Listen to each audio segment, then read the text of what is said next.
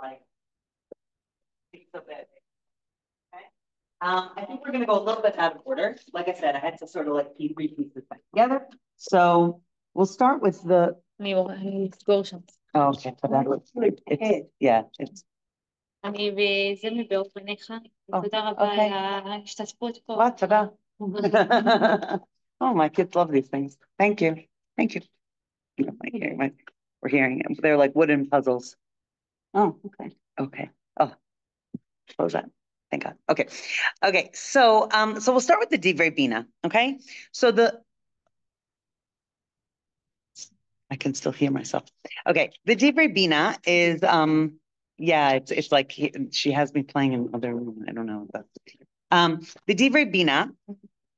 So one of the Koznitzer Rebbeim, okay? So he says it's source number 3. We're going to start with source number 3, okay? Wait. We're starting, it's okay, it's right here, source number 3. I know, but 1 is here.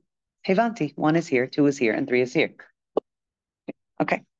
Okay. Ikar ha'avodah laHashem yisbarach hu b'simcha.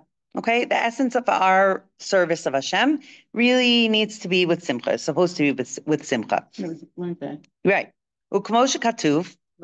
Right. Tachad asher lo avadata et Hashem elokech b'simcha. Okay, we just had that a couple of weeks ago. That when you write, the whole idea is that any of the klalos that come upon us, or if we feel them as klalos, as curses, as not brachas. So it's because we didn't serve Hashem with simcha. Now, let's just take a second and define what is simcha, okay? Because it's very important to understand that when the Torah says simcha, it doesn't mean walking around, with a massive smile on your face all the time and pretending that everything is okay. It doesn't mean that, okay? What does it mean? What do you think it means? Shalva, okay. So yeah, so it's always good, actually. I mean, I think as long as you can use Hebrew words, it's always better to use.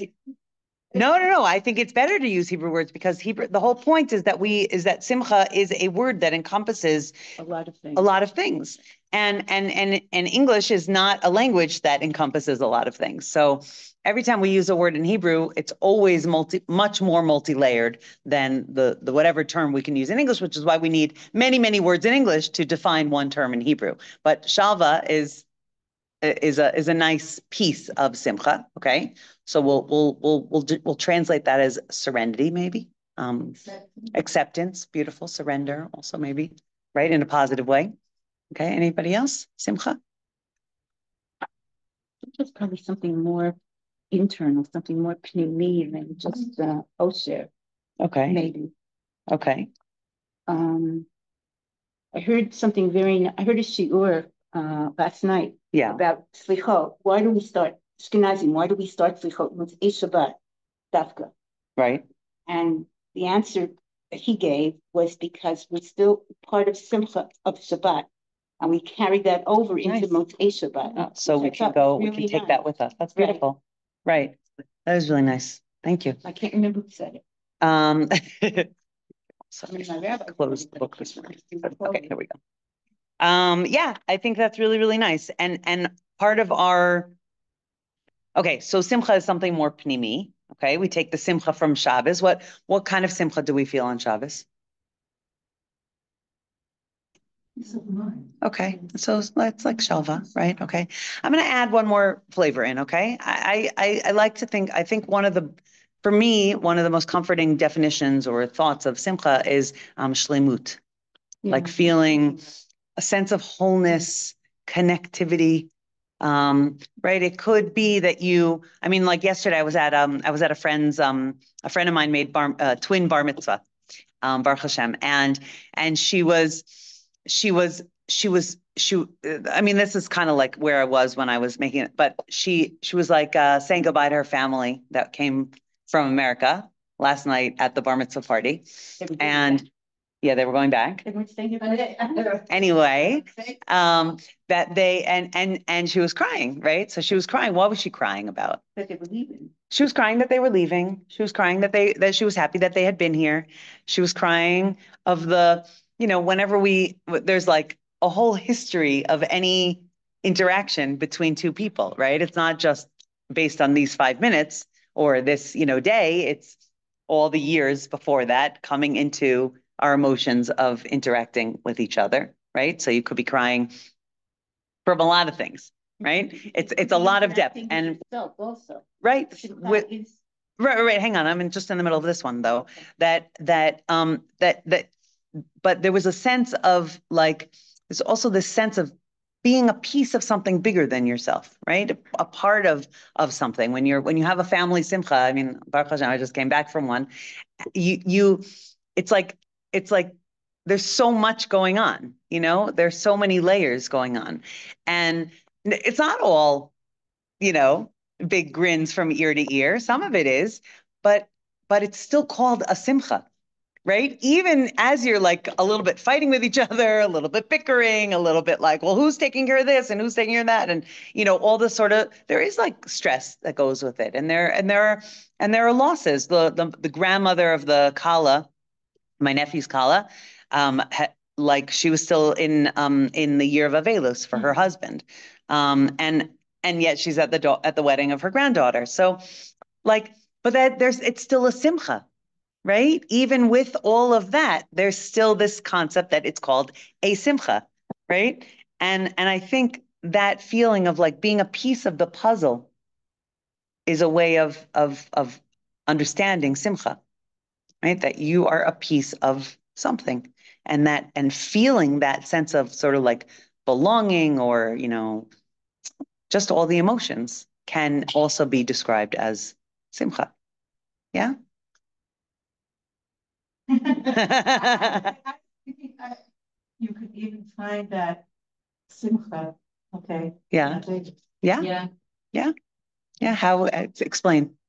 Because first of all, when you sit together with your whole family and you reminisce and you talk about also the good time, you generally push all of the bad times aside and you only remember the good times. Right. And so there is simcha in Aveda. Right. Beautiful. And even relatives and people that you haven't seen for a long time. Right. Yeah. You're celebrating the person's life also and your relationship to them. Yeah. Beautiful. Okay. So now that we have a better idea of what simcha is, right? Now we can take that into our Rosh Hashanah. Okay. So we're on the second line. B'chol zman shehadam hu mechanek et atzmo b'simcha. Okay. Mechazek. It's supposed to be mechazek, not mechanek. Okay. Like we said, sometimes the scanning, like I said, I pieced this together from my phone this morning. So, okay. Shehadam hu mechazek et atzmo b'simcha. Right? When we strengthen ourselves with this kind of complete understanding of simcha, ve'eno nofel la'atzvus chalila, okay? And we don't fall to atzvus chalila, and that's really an important thing, right? Because atzvus is like a state of mind that we allow to enter into us. Chas v'shalom. Azai lo yuchal shum koach hara lachul alav. Okay? As long as we hold on to that looking for simcha, okay? You can't ever stay in one state of mind. That's not possible. But you can keep on looking to go there, right? You can keep on looking to head in that direction, okay? And that's called holding on to simcha. And when you hold on to simcha, then the nothing bad really, nothing can harm you in that place, right? Yes, everybody understands what we mean by that? Okay. When you feel like you're being held, when you feel like you're being supported. So even when something hard happens, it doesn't affect you in the same way as it does when you feel like you're not being held or you're not being supported. How does that connote into simcha? Because simcha means the feeling of being supported and being a part of something and being bishleimut and all of that. So holding on to that feeling or keeping on reaching for that feeling essentially gives you like a bubble of protection. If you think of Misha Nichnas Adar Marbin B'Simcha, right? But Misha Nichnas Av Mam'it B'Simcha. Yeah, but it doesn't. In Chassidus, Right. What I wanted to say. Yeah. Mam'it b'simcha means you're still supposed to have simcha. Right. In Chassidus, the Rishner says we mam'it b'simcha means that we make ourselves small b'simcha. What were you going to say? Okay. What happens if it's a battle? It definitely is a battle. 100%. So the battle is the win is to keep on fighting the battle, right? So that's part of like what we've been learning here, that the win is to keep on confronting and keep on, trying to head in that direction, right? It's impossible to hold on, like now I'm happy and I'm going to be happy forever. No, like it doesn't work, okay? But I'm going to continuously look to be b'simcha, that works, right? Because then even if you get like, knocked off course a little bit, you understand what course you want to get back onto. Okay, ואפילו כשנגזר עליו חס ושלום איזה גזירה, אזי על ידי השמחה הוא ממתיק כוח הדין מעליו וכולו. Okay, that through the simcha, right? You mamtik at ze. You sweeten, you sweeten this feeling of deen, right? Because we always say, or we have to understand that everything Hashem does is good. Okay, we don't, our definition of good and Hashem's definition of good is sometimes a little bit mismatched, right? We want everything to be good in a way that it feels good to us, right? But not everything is, retroactively. Sometimes we see how things work, sometimes we don't understand, right? But if we have that lens, if we're looking to look through that lens, then things look different to us, right? What was I, the other day I was, yesterday I was, there was like I was listening to I was listening to an old shiur from Y.Y. Jacobson, Rabbi Yossi Jacobson, yeah? And he said that it's a crazy story. He told a story about a boy who had to have his arm amputated. He had a sickness in his arm, and his arm had to be amputated. A little boy, and his parents, like 8 or 9 years old, that kind of thing. And his parents really wanted to find him a way forward in life with one arm. And they ended up finding some kind of karate, judo, something like that. And this judo master that took him on, and he trained really, really hard, and and it really gave him a sense of self. But it was a struggle. It was really a struggle. And it took several years.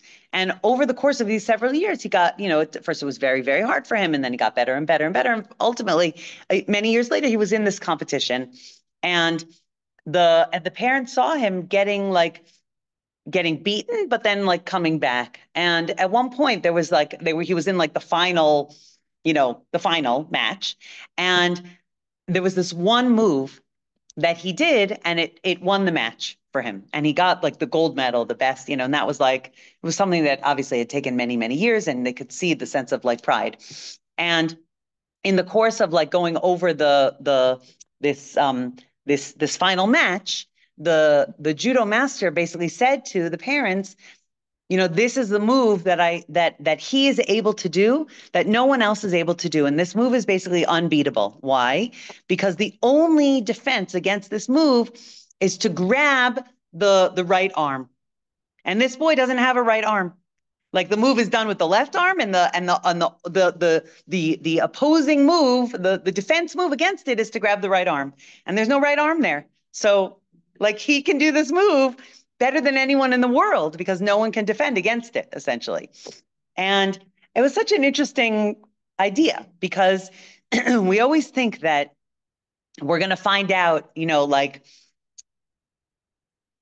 how this thing, that is a case of finding out, but in that case, it's literally something that he's missing that gives him, an advantage. Exactly. And that's the secret of life, I feel that to see our not only to see like how something is good in a way that is a positive, like a talent that we have, but sometimes it's davka our chesronot, the things that we are weak in or that we are lacking, that are davka actually our kochot, and sometimes we need to like flip it on its head and look at life that way. That's like Ehud ben Gera. He was a lefty, and he was able to kill, what's his name? The fat one, I can never remember his name, because he used his left hand, and everybody was expecting him to use his right hand, and all of a sudden, who shabbat it tachered me yet small, and he was able to. Right. So that's this. I mean, everything is a mindset, right? Everything is this like, oh, this is a judgment, or this is a judgment for the good, right? Meaning, of course, it's Yom HaDidina. But what happens when the Yom HaDidina, the judge, is like the most loving parent in the world, right? And obviously, even, a parent, like the most loving parent in the world, sets boundaries and takes things away when it's not healthy for the child. So what we think is healthy for us, we think it would be great to have, millions of dollars and to be, young forever and to, and to be able to run marathon, I don't know, whatever. Like we think that, these things are the things that are good for us. And Hashem knows so much better than we do, what's going to develop our character and develop our, spiritual muscles and our sense of, like the complete person that we can be. But usually simcha is connected to mitzvot. I don't really remember. Rosh Hashanah. Right. Why is that not a mitzvah? No, I'm saying that I've always thought of simcha as being connected to a mitzvah. Even on Shabbat. The idea of, basar v'yayin is like an emtsai to get to simcha. But the idea of simcha is because I'm fulfilling a mitzvah. I've always thought of that. But simcha itself is a mitzvah. Yeah, but the question is, how do you get there? Right, there are definitely different mechanisms, and a chag is a mechanism to simcha. But the biggest mechanism to be besimcha is machshava, right? Besimcha is the same letters as machshava.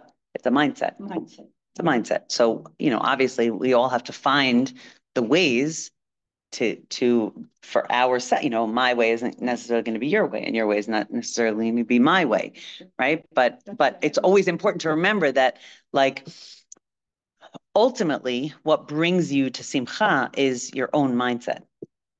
And there's nothing, you could get the most beautiful gift in the world. I got these, beautiful wooden puzzles, right? Sometimes the simcha lasts like half a second from something, but from understanding simcha, or from understanding like that simcha can come from lots of different places, from understanding that simcha itself is just a mindset, that is a much longer lasting form of simcha.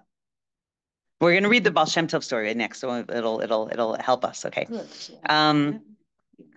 Okay. Filu Mala v'chulu. Okay. V'hine Avinu Av Harachaman. Okay. Our merciful Father, right, in heaven. Are you still I'm there? still there. Bir'oto ki chas v'shalom nigzar aleinu ra'ot. Right. It seems, he's like, in his wisdom, essentially, but it looks to us like that he's nigzar aleinu ra'ot, right? Azai Hashem Yisbarach ozer lahadam sheyuchal lachazik atzmo b'simcha. Hashem actually gives us a bit like places and times that we can make ourselves stronger in simcha. V'kasher yesh lo lahadam simcha azai lo yuchal koach hadin lishlot bo chas v'shalom. Ki al yidei hasimcha hu mamtik koach hadin me'alav kana. Okay, like we just said, right? When through Hashem gives us like the different things, and he also helps us to strengthen ourselves besimcha, so that because when we're besimcha, then these things can't harm us. Okay, it's like a complete cycle essentially. V'zeh she'ita, and this is why, she'ita b'shulchan aruch, okay? Right, so we're on the second page. Okay, this is why it says in the Shulchan Aruch, ochlim v'shotim usmechim, like you said, Becky, okay? We eat, okay, the Shulchan Aruch says, but you mentioned it, okay? We eat and we drink, and we become sameach, right? I mean, why do we invite guests over, or we go to people's houses, right? There's always this aspect in a chag that this is how we bring ourselves to this mindset of simcha. Laharot she'anu b'tuchim shenetzeh b'dimus, okay? We're basically celebrating as a way of showing that we know that everything's going to be okay, right? Meaning, this is the Yom HaDidina, okay? It's a judgment day. But let's say you order champagne, right? You're coming to court and you come with a bottle of champagne. That's like the idea, right? That you're like so sure that it's going to work out your way that you're already ready to celebrate. That's the idea. Into a court. Sherosh Hashanah hu Yom Hadin, even though it's a judgment day. Al yedei hasimcha, but through the simcha, ma she'anu mitchazkim berachamei Hashem yisbarach, that we believe and we strengthen ourselves in the confidence that Hashem is merciful. B'zeh gufa anu ma'orerim koach harachamim aleinu. Through that, we actually awaken more mercy for us. Like when we show Hashem that we have faith in him, that we have confidence in him, that we know that everything that he does is for the best. So that arouses like, oh, I don't have to hide my mercy from you. I can give it to you. Like I see already your muscle of believing in my, goodness is already well exercised. So I can give it to you. I don't need you to, have to exercise so hard to get there. You're already there. So I'm going to give it to you in a more easily seen way. That's like okay. Umevatlim et koach hadinim v'mekatrigim, and that nullifies the strength of the harsher judgments. The anu yotzim b'dimus, and we come out to the positive. Okay, we come out victorious, essentially. Right? Do you understand what he's saying? He's like we when we come into Rosh Hashanah, we have to know that this is that there's simcha to be found in this judgment day. Okay, because who are we standing in front of? We're standing in front of Avinu Shebashamayim, right? That has rachamim on us, that really wants us just to get to a place of like constantly looking for him and constantly looking like what's the word? Like refocusing ourselves, realigning. Yeah, that's a perfect word. Realigning ourselves with this concept that we can live b'simcha, knowing that everything is being taken care of by him, and everything is for our own growth and our own development, and that is called simcha. According to this, you don't need Yom Kippur. You finished with Rosh Hashanah, Gamarno. I mean, they're definitely. True. You need Becky, you're talking on a halachic level. On a soul level, there are times, there are ways that Do you think that there are times that we don't? Yeah, Yom Kippur is like the extra washing out, right? But it's really all one. Yom Kippur and Rosh Hashanah is one thing. So it's not like you have Rosh Hashanah, you don't need Yom Kippur. Like it's two parts of a whole. But when you have this kind of Rosh Hashanah, your Yom Kippur is a different Yom Kippur, right? You can get to let's do it in the positive, right? When we have this kind of Rosh Hashanah, where we're like, yes, crowning Hashem our King, and right, we go on a high. So then your Aseres Yemei Tshuva is filled with hope and with it's such a different Aseres Yemei Tshuva. It's Aseres Yemei Tshuva. Think of tshuva. Then think of defining tshuva as I'm constantly growing. That's what tshuva means. I'm constantly growing. Right. So then my Aseres Yemei Tshuva is a leap, can be like leaps and strides forward. And I get to Yom Kippur and it's like a whole different level. I can cleanse totally different things about myself than I could if I came in with this like, oh, Nebuch, it's a completely different thing. Right. Like to come to anything. You can come and, let's read the story of the Baal Shem Tov. It's like, I think it'll help you to understand like what this whole thing is. Okay, so go to source number 2, Baal Shem Tov. Okay, so this is really, it's brought down by someone, but it's basically the words of the Baal Shem Tov, okay? Shamati ki pam achad sha'ala Baal Shem Tov HaKadosh zuchuzo yagen aleinu leish echad me'amado u'matzavo, okay? One time, the Baal Shem Tov asked one person, how you doing? Right? Veheshiv ki mar me'od matzavo. And he said, not good, really bad. My lot is terrible. Ve'en yom she'en kilulato meruba mechavero. Right? There's not one day when he's not more cursed than, everybody else, right? He has the worst situation in the world. V'kilel yom hivaldo, and he cursed the day he was born. V'itmar mer lefanav al roa mazalo, and he was bitter, and he complaining about his lot in life, the terrible situation that he's in, his bad luck. There's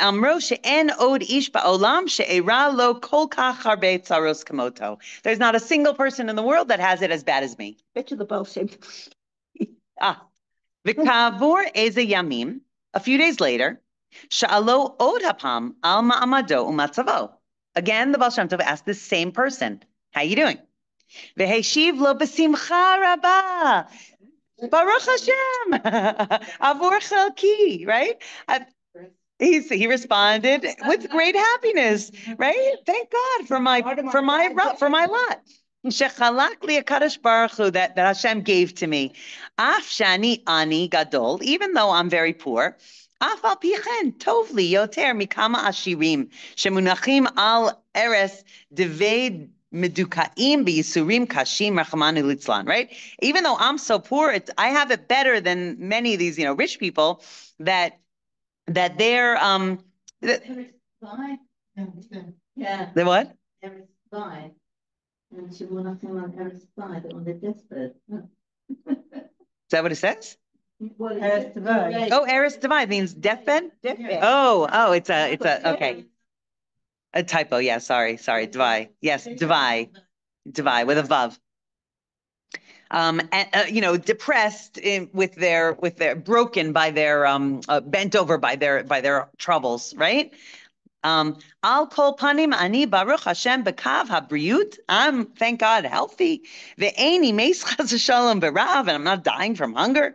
Ve'af shesa'aditi hayom seuda ktana v'raza, and even though I made, I had such a small little meal today, aval atzapeh Hashem yisbarach sheyetav ma'amadi. I expect that things are only going to get better, right? It's amazing. Same person, different day. Okay. Okay, so after this poor person finished speaking and he went on his way, Amar Baal Shem Tov HaKadosh l'talmidav. The Baal Shem Tov said to his students, Keshedaiku b'divrei ha'ani harishonim v'ha'acharonim lo hutav matzavo klum. Mikfi shaya lifnei eze yamim keshehitmar mer me'od, right? We checked with the same person. His situation didn't change at all. Nothing changed from a few days ago to today. But he's totally satisfied today.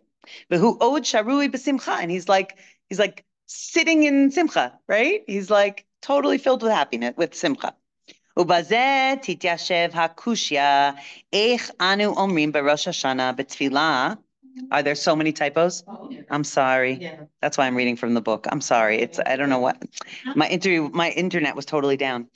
Eich anu omrim berosh Hashana betfilah berosh Hashana yichasevun v'chulu mi yanuach u'mi yanua mi ye'ani u'mi ye'asher mi yishafel u'mi yarum. Okay, so he's going to answer what happened with this ani by explaining to us the tefillah on Rosh Hashanah. Okay, that on Rosh Hashanah it's written, right? V'yom tzom kippur yichasemun. It's sealed. Yes. Well, we do it Hoshana Rabbah, but okay. But we say in the tefillah Yom Kippur, right? Mi yanuach u'mi yanua, right? Who's gonna rest or have it, have a easy. Thank you. U'mi yanua, and who's gonna not have it easy?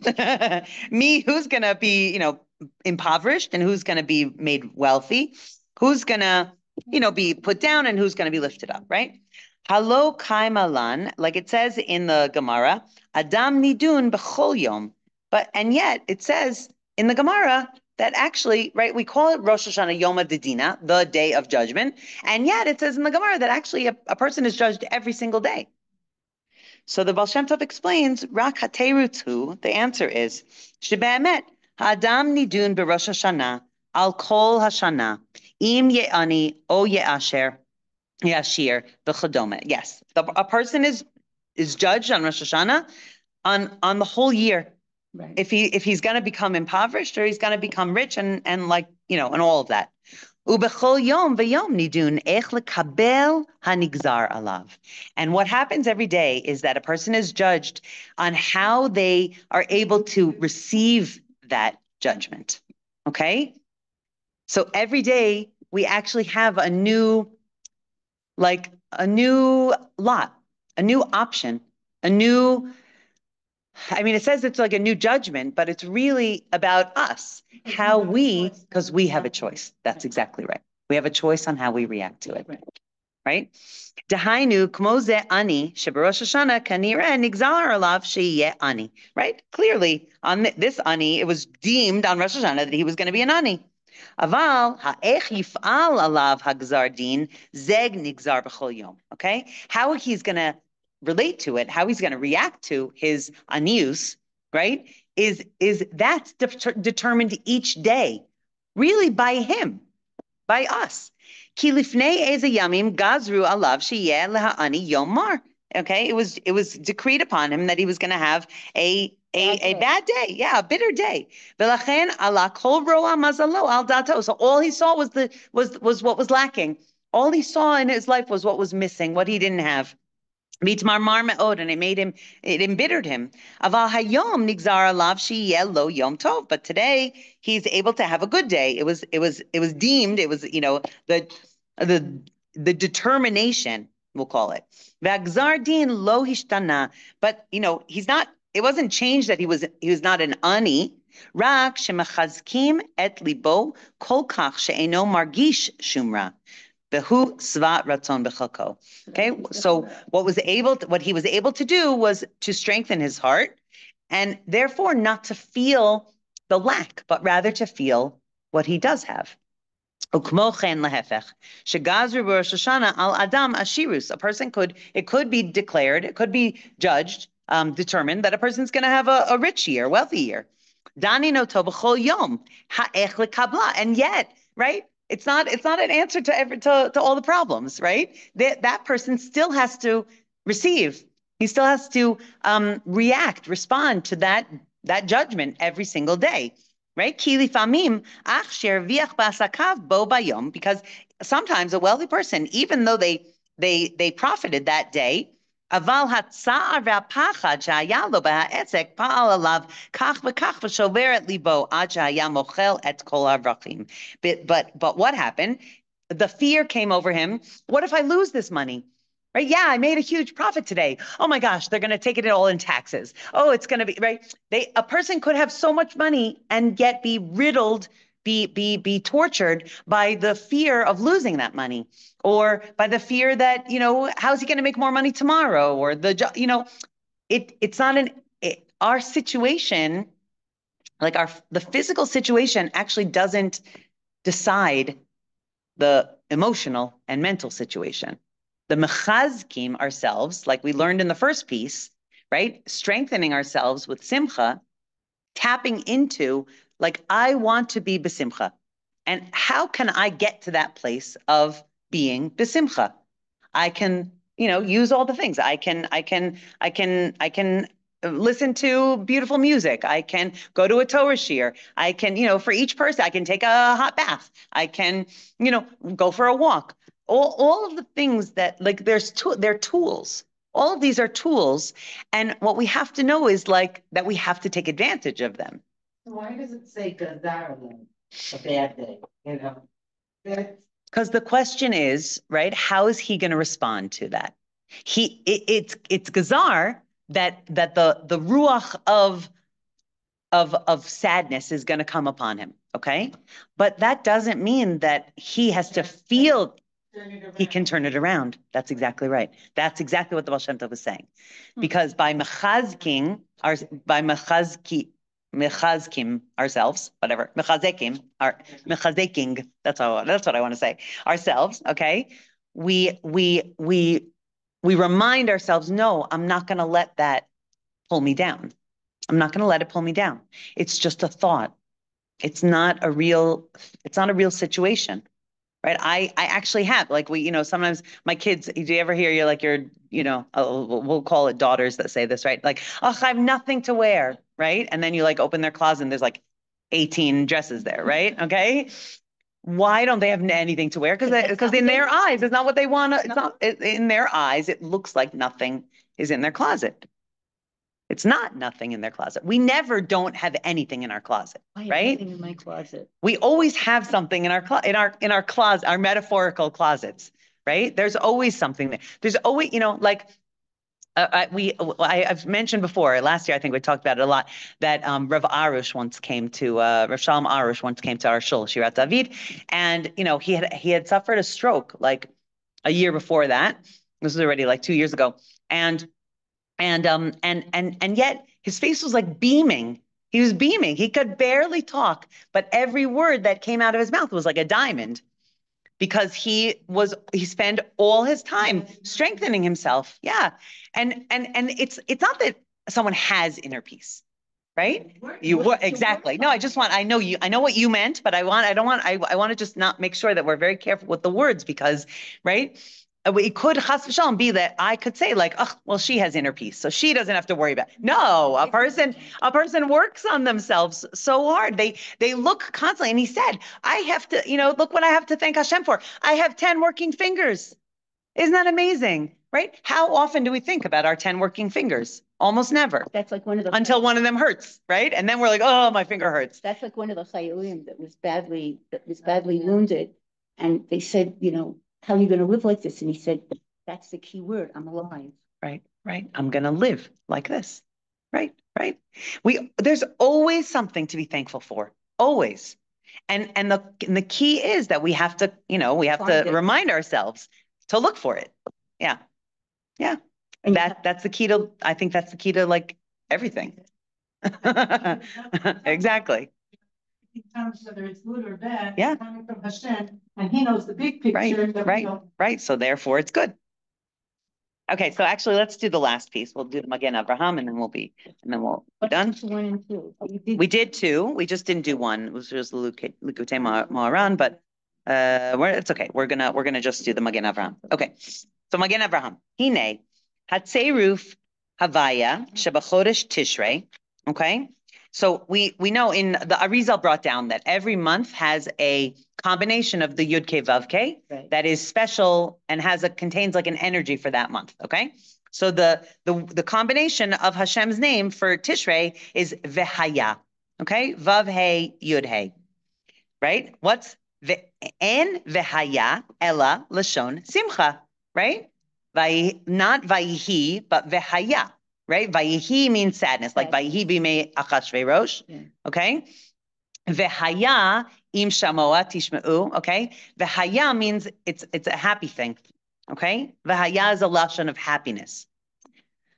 V'zeh miramez shahagam sherosh Shoshana hu yom hadidina umi lo yecharad as me'emat yom hadin, right? So it's very interesting, right? That even though Rosh Hashanah is a judgment day, and who doesn't tremble from like the awe from the fear of being judged, right?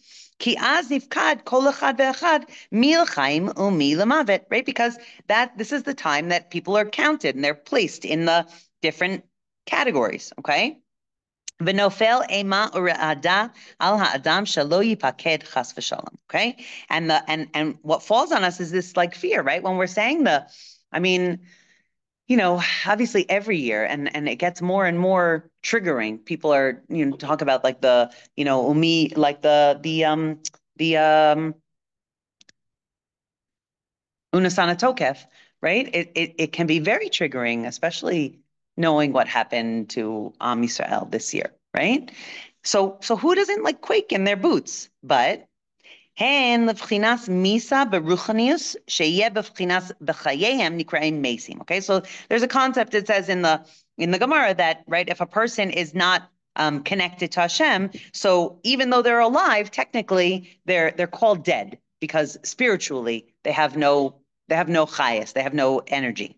שלא יהיה ביכולתו לדבק עצמו באלוהים חיים, שזהו עיקר החייס, because they have no ability, a person in that state has no ability to connect to HaKadosh Baruch Hu, and HaKadosh Baruch Hu is the source of all chayes, of all life, energy.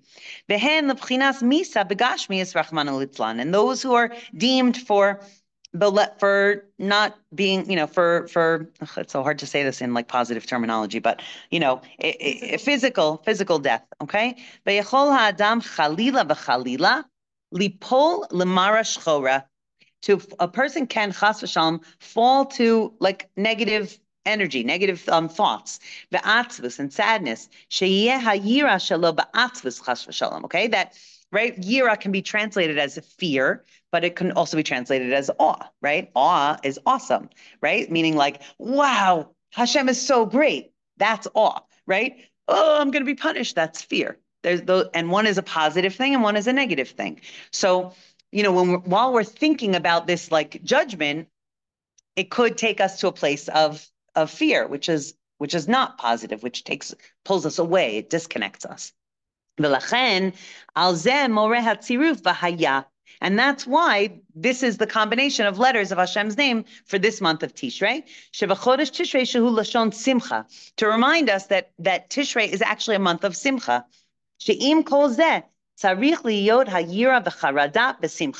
Okay, that with all of these understandings, with all of the thoughts that yes, this is a very important day. It's an awesome day, right? But all of that has to also be with simcha because, like you said, Sarah, that we know we're in the hands of Hashem and Hashem knows what's best for us. And, a physical death is not the worst thing in the world. Like we feel it as the worst thing in the world, right? But it's actually not the worst thing in the world. A person, especially for the person who dies. I mean, this is not such a nice, it's not like we don't talk about this every day, but for a person that dies, we say, it says in like Hasidus that like, essentially they just walk into the next room. They're in one room, which is called this world of, Alma de Shikra, right? The world of falsehood and confusion. And they walk into the world of truth. Almadam de kashut, right? The world where everything becomes clear. So for them, it's actually, I don't want to say nice, like we don't yearn for that, but it's not the fear-inducing thing that we think that it is, right? It's just the next stage.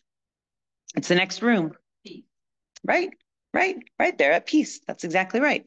So obviously we want to, like it says in Tanya, right? We want to stay alive. We want to do mitzvahs. We want to connect to Hashem. We have so many opportunities in this world, right? But we have to have faith in Hashem that like whatever is the right thing is going to be the thing that happens. And that is awesome.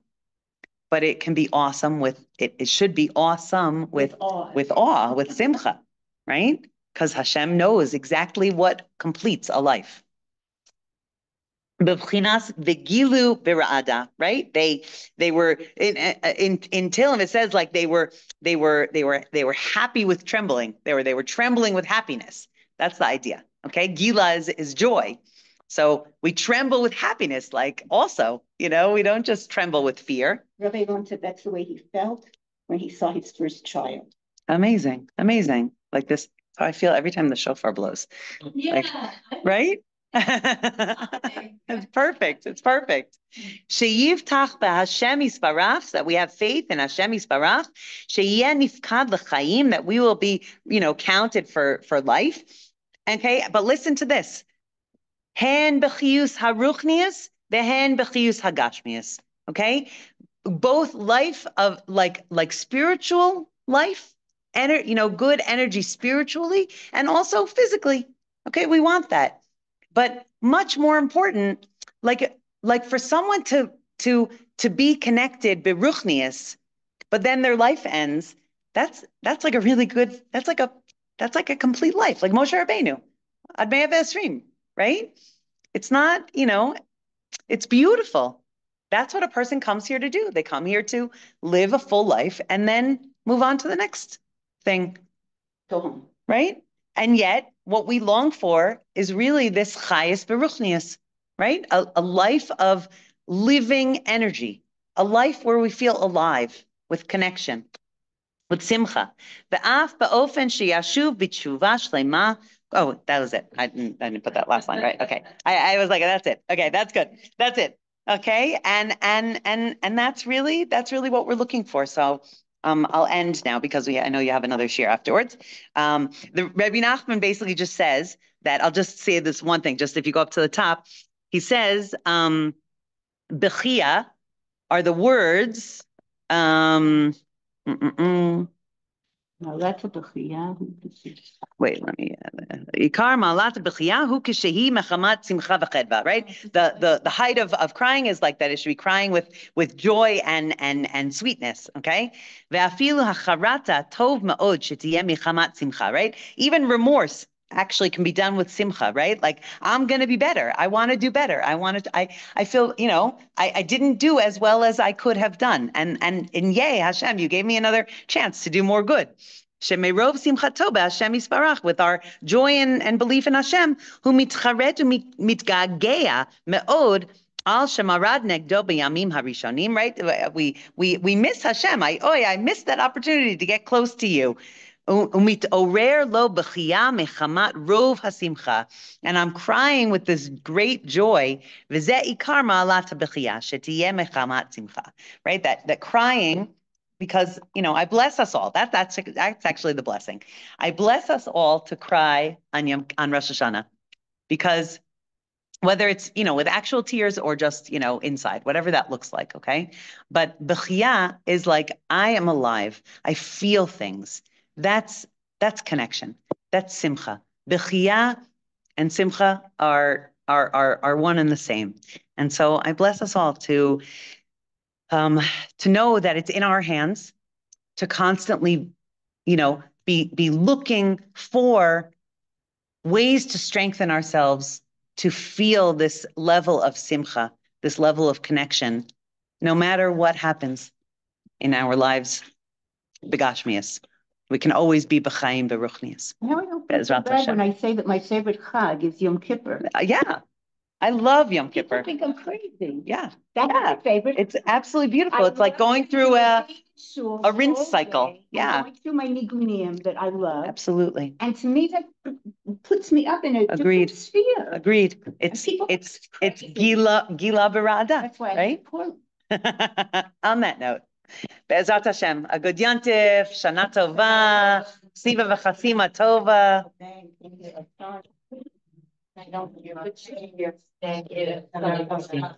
Simcha. I'm so happy to be back. I missed you. I want to. Leave this. Do I leave this or leave it on? No. Okay. Turn it up because she'll put it back on.